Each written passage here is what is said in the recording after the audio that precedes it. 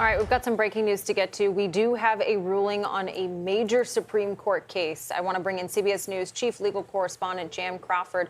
So break down, what's the new opinion that we're getting for us? This involved a case called conversion therapy. It was a Colorado law that passed in 2019 that banned therapists from having certain conversations with their patients, especially when they were kind of struggling with sexual orientation or gender identity. The therapist could only affirm what the process was all about. A Colorado Springs therapist, Kaylee Childs, sued, saying that that law violated the First Amendment, that it prevented her from expressing her viewpoints, and all she could do was affirm whatever the person may have thought or wondered their sexuality was. So she sued. She lost in the lower courts, and today, in an 8-1 decision, the Supreme Court reversed those courts and handed her a major victory under the First Amendment. The court said that this law, as applied to her, discriminated based on her viewpoints, and that it prevented her from actually having these conversations with her patients, talk therapy only, and that violated the First Amendment. And there's a really powerful quote I want to read to you from Justice Gorsuch, who wrote this opinion for the 8-justice majority. It said, cases like this censor speech based on viewpoint, but the First Amendment stands as a shield against any effort to enforce orthodoxy in thought or speech in this country. The argument being that this kind of law prevented people from having conversations with their clients about any kind of sexual orientation or gender identity issues. Justice Ketanji Brown Jackson is the lone dissenter, which I think is not surprising. She kind of tipped her hand at those oral arguments back in October, that she thought that states could regulate this kind of speech as medical treatment, as conduct, that it didn't amount to kind of any kind of free speech issue. So right now, what this means is a big victory for this Colorado Springs therapist and how the state was kind of seeking to apply the law that affected her counseling practice. And Jan, an 8-1 decision is relatively unusual. You can fact check me on that. That's right. Why do you think it was such a clear decision on this specific case? Because this is a very narrow case. I mean, they're not striking down this law. They're saying that the way the state of Colorado could have potentially applied it to this therapist would have violated her First Amendment rights by limiting what she could talk about with her clients in those private sessions as they were, again, struggling with sexual orientation, struggling with their gender identity. All she could do would be to affirm those kind of thoughts. And she argued that was unconstitutional. The justices today, I think sometimes we see this, especially in First Amendment cases, can kind of tend to come together on some of these issues, obviously very concerned about speech that cuts both ways, Errol.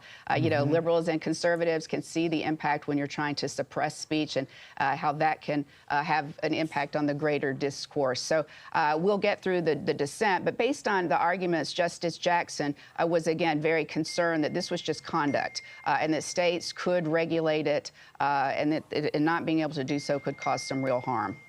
All right, Jan Crawford's notifications flying off the hook for good reason. You're the best person to talk on this topic. I forgot to turn my phone off. No, that's the way it gets. we understand the struggle, Jan Crawford, with the latest. The news is breaking, Errol. The news is breaking. That's right. And that's why folks are watching it here first on CBS News 24/7. Jan, thank you very much. Thanks.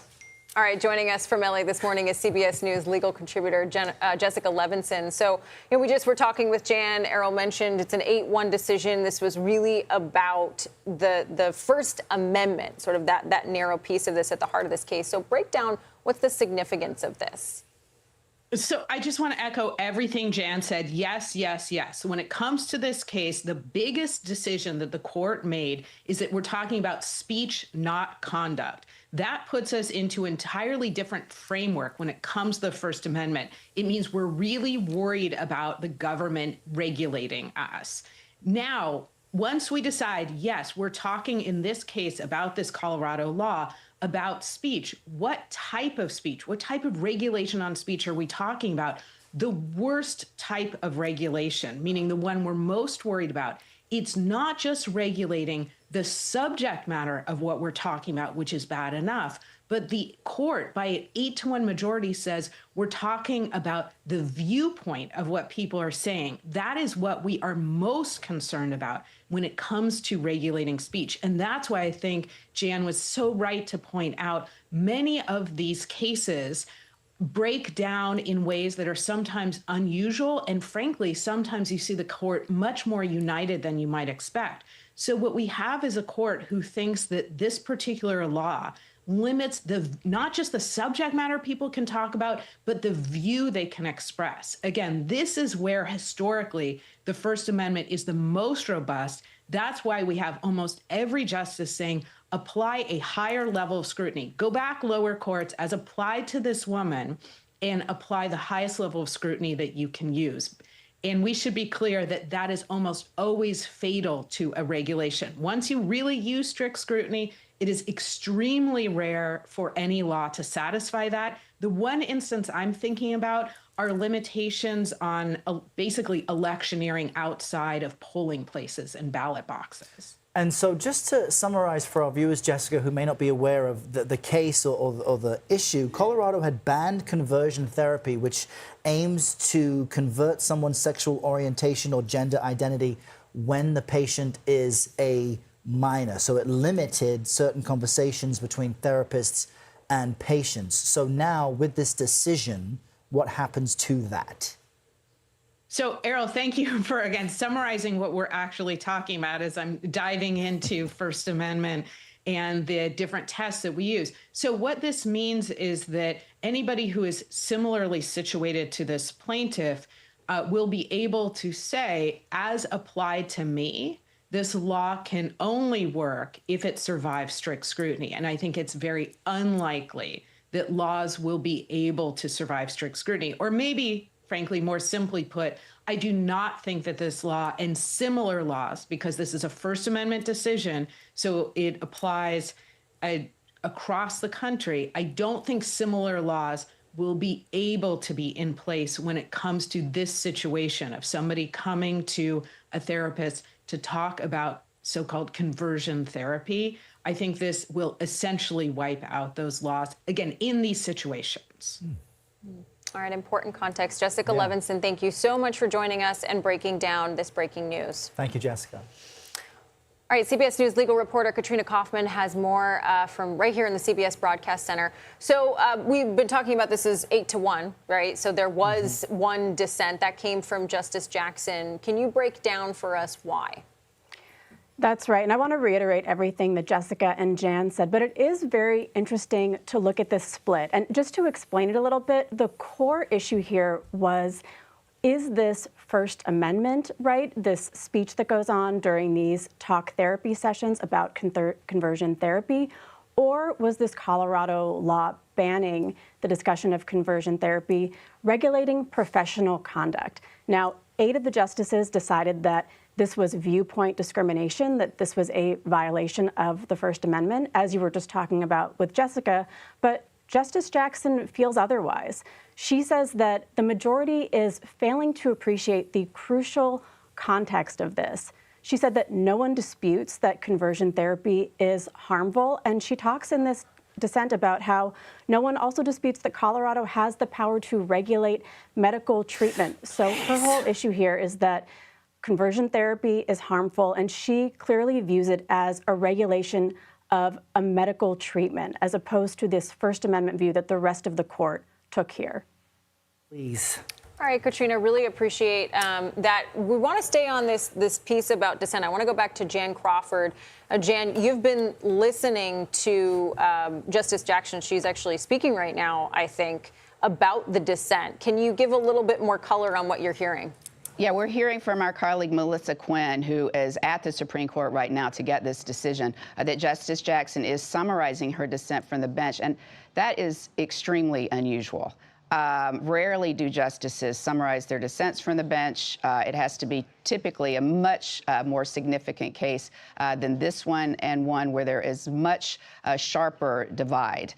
So for a justice to summarize their dissent from the bench shows that she obviously, as Katrina signaled, has a strong disagreement. And going through her dissent right now, she's using words like catastrophic to describe what impact it could have, not only on therapy sittings, but the entire medical profession, and how it will jeopardize states' ability to actually regulate the practice of medicine. Obviously, 8 of her colleagues disagreed with her. And why I think this is interesting is not as much kind of the content of this decision, but it shows the path that Justice Jackson is setting out for herself on the Supreme Court. She is signaling that she is willing to be a solo voice, perhaps the most liberal justice, and whenever she has any disagreement with her liberal colleagues, she's going to speak out about it. That's why we see her take up so much time during the oral arguments with questions. She is the most, as the junior justice, active questioner on that bench. She also is the justice who writes the most frequently when she has disagreement with her liberal colleagues. So again, today, I think it's just something interesting for us kind of Supreme Court nerds to follow. Having her summarize that dissent from the bench is very unusual in a case like this, and signals, I think, Justice Jackson, if we didn't know it already before, is a justice that is going to go her own way and really not care about as much about some of the court's traditions and kind of collegiality that perhaps some of her other colleagues may. Fascinating detail, Jan. And as you told us earlier, they are not striking down Colorado's conversion therapy ban necessarily on the grounds of the First Amendment. So it has nothing to do really with the content of this therapy ban and more on just the concept itself of the First Amendment. Why do you think it's so important for Ketanji Brown Jackson, Justice Jackson, to be the lone dissent, to avoid a 9-0 decision? And if she's teeing up something next, what might that be? You know, that's a great question, Errol, because, you know, again, what I think is the language is pretty fiery in her dissent, but that's typical of all of her dissents. I mean, she often is the solo dissenter because she does use kind of this incendiary language to signal her disagreement. So that's not unusual. She's also worried about the impact of the medical profession, like I said. Again, that's not surprising. She signaled that at oral argument. So I think it could be signaling to your bigger question what we can expect in these cases ahead, which are much more significant. Obviously, this is an important case. It'll affect a lot of people. There are 25 other states that have similar laws that won't be able to apply them now as broadly as perhaps Colorado may have wanted to. It's not striking them down, but it will limit how they can use them. But it's going to be interesting to see on some of these other big cases, voting rights, transgender sports, how she's going to go her way. I love that you're able to provide that context. We love that you're a Supreme Court nerd, Jan, okay? Because we benefit from it. You know, you mentioned some of the cases ahead. I do, before you go, if you could just quickly preview what we're expecting tomorrow. We're going to hear arguments in that very important birthright citizenship case. President Trump, with an executive order, is trying to redefine how we've long thought about what it means to be a citizen in this country. It's hard to imagine anything more foundational than that. He's challenging kind of this long-held assumption that if you're born on U.S. soil, you are a U.S. citizen. He's saying in this executive order that if your parents were here illegally or temporarily, that you are not a citizen, that you are not under the jurisdiction of the United States, as it says in the 14th Amendment.